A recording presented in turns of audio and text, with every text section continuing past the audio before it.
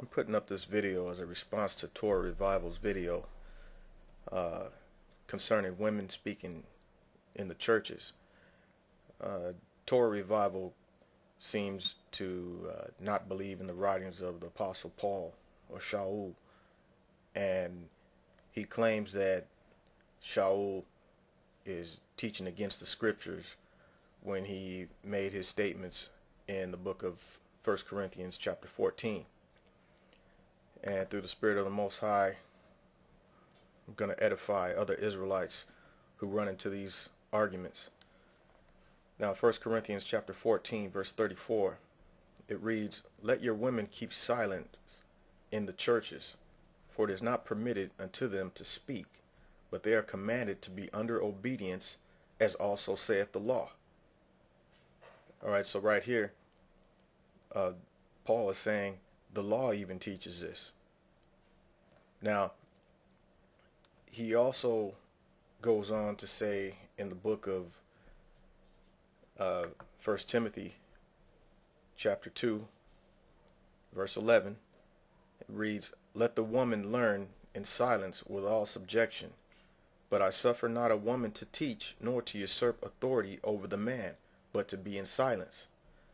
Now, the word here, man, if you look this up, see word number 435. Let's look in the Thayer's lexicon. It says, with reference to sex of a male, of a husband, of a betrothed or future husband. Okay, that word is translated man.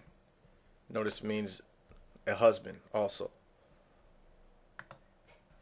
So we'll go back to 1 Corinthians 14, verse 34. Let's look at verse 35. "And if they will learn anything, let them ask their husbands at home." Now that word husband, it's also 435. So it's the same word that was translated man back in 1 Timothy.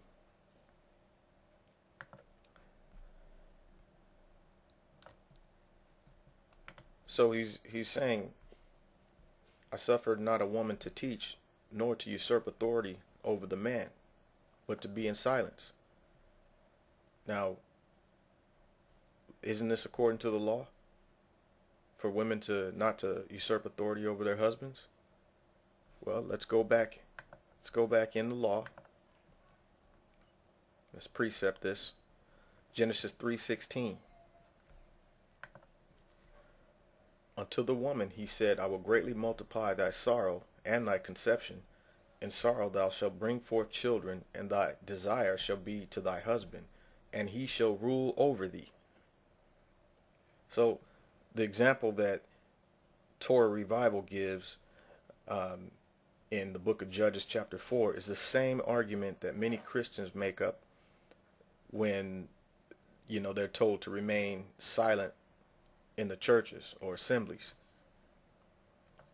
Now let's go to Judges chapter 4,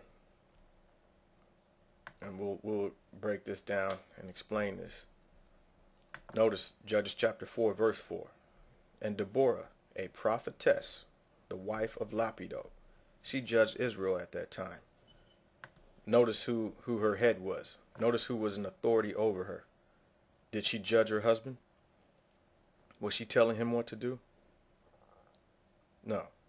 Was her husband teaching her? Yes. Was she a teacher? No, it says she was a prophetess. Okay? So she wasn't teaching men. Let's go back. Let's prove this. 1 Corinthians 12:28. "And the Mighty One has set some in the church, first apostles, secondarily prophets, thirdly teachers, after that miracles, then gifts of healings, helps, governments, diversities of tongues. Are all apostles? Are all prophets? Are all teachers? Are all workers of miracles?" So you can see there's a difference between a prophet or prophetess and a teacher. All right? So this woman wasn't teaching men. You know, so that argument doesn't even stand up. Now let's find out what the Apostle Peter or Kepha says on this matter. Let's see if Torah revival agrees with Peter, because you don't agree with Paul, but let's see if you agree with Peter. Let's go to 1 Peter chapter 3 verse 1.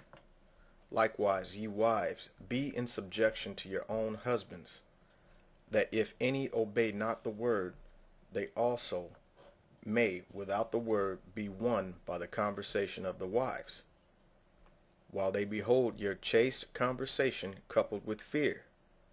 Now let's go on down to verse 4. But let it be the hidden man of the heart, and that which is not corruptible, even the ornament of a meek and quiet spirit, which is in the sight of the mighty one of great price. For after this manner in the old time the holy women also, who trusted in the mighty one, adorned themselves, being in subjection unto their own husbands. So Kepha's saying the same thing. Now back in Judges, it shows that Deborah, a prophetess, the wife of Lapido, she judged Israel at that time. Well, she was in subjection to her husband. She was quiet. Notice in verse 5 it reads, and she dwelt under the palm tree of Deborah between Ramah and Bethel and Mount Ephraim. Was she in the church? Was she in the temple? No, because she wouldn't have been up in the temple teaching or asking questions for that matter. And it says, and the children of Israel came up to her for judgment. Well, let's find out why. In verse 1 it says, and the children of Israel again did evil in the sight of Yahweh when Ehud was dead. And Yahweh sold them into the hand of Jabin, king of Canaan, that reigned in Hazor, the captain of whose host was Sisera, which dwelt in Haroshet of the Gentiles. And the children of Israel cried unto Yahweh, for he had 900 chariots of iron, and 20 years he mightily oppressed the children of Israel. So Israel didn't even have its own government at that time.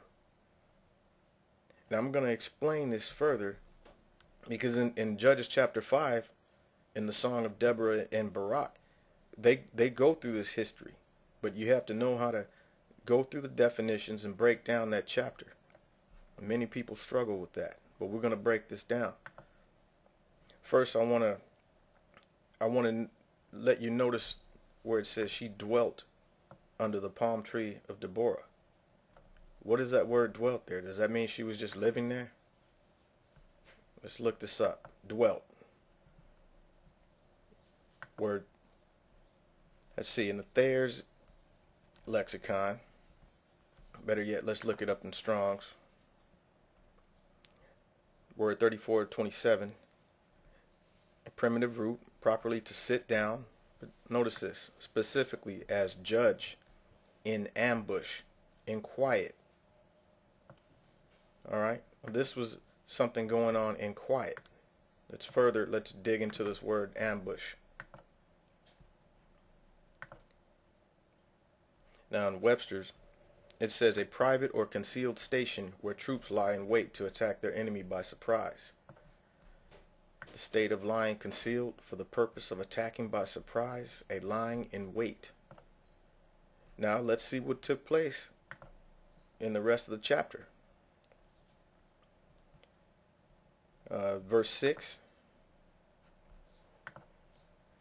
And she sent and called Barak, the son of Abinoam, out of Kadesh Naphtali, and said unto him, Hath not Yahweh, mighty one of Israel, commanded, saying, Go and draw toward Mount Tabor, and take with thee 10,000 men of the children of Naphtali and of the children of Zebulun, and I will draw unto thee the river Kishon Sisera, and captain of Jabin's army, this is king of Canaan, with his chariots, and his multitude, and I will deliver him into thy hand. So you can see this was a covert operation taking place, and she put together a war plan. She was sitting in ambush, in quiet, on the down low. All right? And in the next video, I'm going to explain and break down Judges chapter 5 and show you exactly why she had to hold this office at that time. Shalom.